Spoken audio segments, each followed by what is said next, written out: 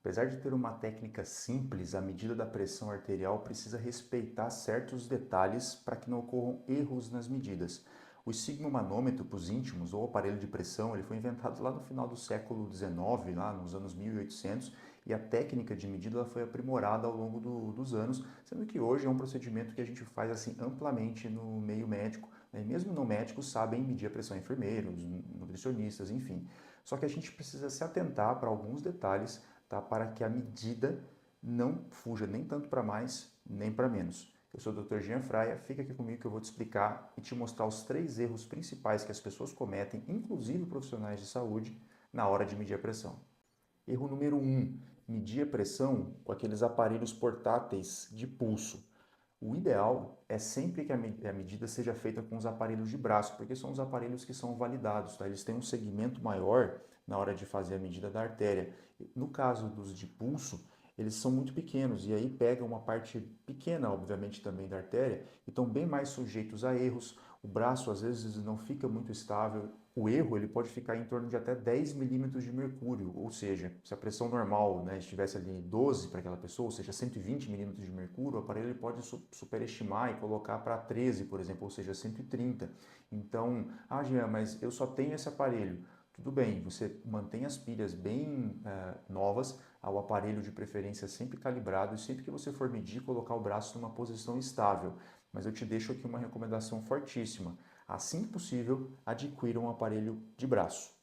Segundo erro mais comum, medir a pressão com a bexiga cheia. É isso mesmo que você ouviu. Medir a pressão com a bexiga cheia pode elevar a pressão máxima, ou seja, a pressão sistólica, em até 10 milímetros de mercúrio. Ou seja, se ela tivesse o normal dela 130, ela iria para 140 na hora da medição.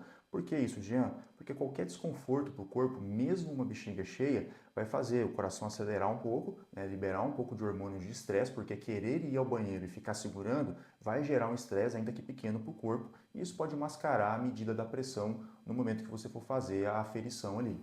Deixa eu só fazer uma pausa para ler uma notificação de um estudo que eu acabei de ver aqui, que saiu numa revista conceituadíssima, que diz o seguinte: quem curte e compartilha esse vídeo nunca mais vai ficar com a pressão alta. Então, se eu fosse você, eu compartilharia com o maior número de pessoas e daria um like aí para nunca mais ficar com a pressão acima de 12/8. Agora, o terceiro erro, talvez esse seja o que tem a maior magnitude de diferença nas medidas da pressão, é medir com uma posição inadequada. Jean, qual posição inadequada? Sem estar encostado com o braço que vai ser medido ali a pressão pendurado.